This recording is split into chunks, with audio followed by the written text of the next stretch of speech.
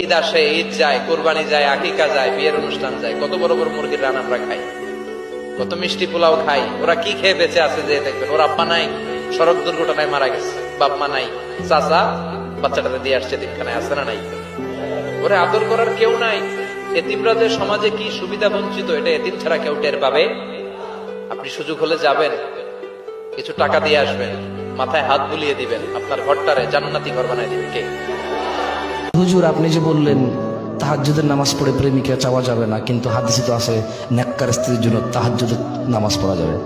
তা দেখছেন কি বাপরে বাপ, কি বড় আলেম। তাহাজ্জুদের নামাজ পড়ে আমি বলবো যে ইয়া আল্লাহ আপনি আমাকে এমন স্ত্রী সন্তান দান করুন যা দেখে আমার চোখ জোড়াবে, এটা হলো এটা। আর সে বলছে ইয়া আল্লাহ জরিনাকে আমাকে দাও। তুই জরিনাকে চিনস কেন? তোর যে ইসলাম তোর শিখাইছে যে তাহাজ্জুদ পড়ে দোয়া করলে নেককার স্ত্রী পাওয়া যায়, ওই ইসলামকে তোর জরিনারে শিখাইছে, চিনাইছে? ওই ইসলাম তোর চকিনা চিনাইছে? ওই ইসলাম জানলে তো জরিনা চকিনা চিনারই কথা না। হাদিস সেদিন আমরা জানলাম, সেটা হলো যখন মানুষ ঘুমায় তখন শয়তান চলে আসে কাছে, মানে সবার সাথে একটা করে শয়তান আছে, ওই শয়তান চলে আসে, ওর নাম হচ্ছে কারিন, ওর নাম হচ্ছে কারিন, যেটা কোরআনে আছে। সে এসে এই যে আমাদের গর্দান আছে, এই গর্দানের মধ্যে তিনটা গিট দেয়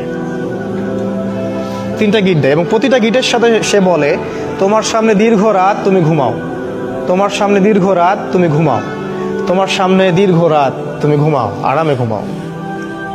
রাসূল সাল্লাল্লাহু আলাইহি ওয়াসাল্লাম বলছেন যখন বান্দা যদি ফজরের আজান শুনে উঠে যায় তাহলে একটা গিট খুলে যায়, যদি সে ওযু করে তাহলে আরো একটা গিট খুলে যায়, আর যদি সে জামায়াতে এসে সালাত আদায় করে তাহলে তিনটা গিটই খুলে যায়। আর যদি এই তিনটা কাজ আমরা না করি, সকাল 8টা 9টা 10টায় উঠি, তাহলে তিনটা গিট নিয়েই সকাল করবে সে। তাহলে চিন্তা করেন তার সারা দিনটা কেমন যাবে। একজন পাপীকে আল্লাহ সারা জীবনের গুনাহ মাফ করে দিয়েছেন শুধু ঘুমের ঘরে একবার আল্লাহ নামটা ডাকার কারণে। আরেকটু জোরে।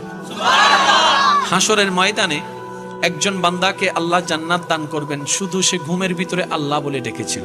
তো ফেরেশতা জিজ্ঞেস করবে ইয়া রাব্বে কারীম, সে তো যে আমলটার কারণে তুমি তাকে জান্নাত দিচ্ছ, এত গুনার উপর ভারী করে যে নেক আমলটাকে বানিয়েছো তুমি, আল্লাহ সেই আমলটা হচ্ছে তোমার নাম ডেকেছে, আর তোমার নামটা তো সে স্বইচ্ছায় ডাকেনি, ঘুমের মধ্যে ডেকেছে, ঘুমের মধ্যে ডেকেছে, ঘুমের ঘরে ডেকেছে। রব বলে যেভাবেই ডাকো নাম তো আমারটাই ডেকেছে,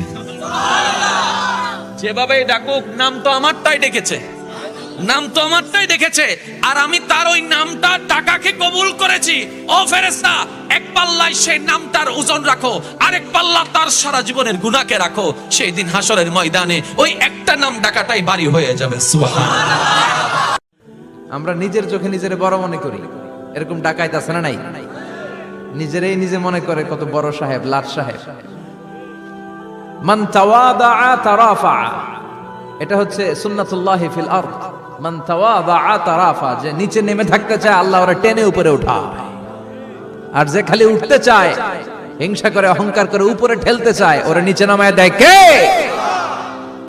আল্লাহ পাক বলেছেন, শোনেন, আল্লাহ পাক বলেছেন কিয়ামতের মাঠে আল্লাহ পাক বলবেন, নিজেই বলবেন যে আইনা মুতাহাবুনা লিজালালি, আমার ইজ্জতের জন্য যারা পরস্পরকে ভালোবাসতো এরা কোথায়? আল্লাহ পাক ঘোষণা করবেন কোথায় তারা, যারা আমার জন্য পরস্পরকে ভালোবাসতো। আল্লাহ বলবেন আলিয়াউমা, আজকে, আজিল্লুহুম, আমি ওদেরকে ছায়া দিব, ফি জিল্লি, আমার আরশের ছায়ায়। বলেন সুবহানাল্লাহ। ইয়াউমা লা জিল্লা ইল্লা জিল্লি, যেদিন আমার এই আরশের ছায়া ছাড়া অন্য কোনো ছায়া থাকবে না। মানে কিয়ামতের মাঠে আল্লাহর আরশের ছায়ায় ছায়া পাবে কারা? যারা পরস্পরকে আল্লাহর জন্য ভালোবাসতো। এই যে আমরা এখানে আছি, আমরা কি একে অপরকে আল্লাহর জন্য ভালোবাসি না? আমি কি আপনাদেরকে চিনি? আপনারা কি আমাকে চিনেন? এই যে আপনারা আলেমুন আমাদেরকে ভালোবাসেন, ইসলামকে ভালোবাসেন, কিসের জন্য বাসেন? আল্লাহর জন্য। এই আল্লাহর জন্য যারা পরস্পরকে মহব্বত করে, আল্লাহ পাক তাদেরকে আরশের ছায়ায় ছায়া দিবেন।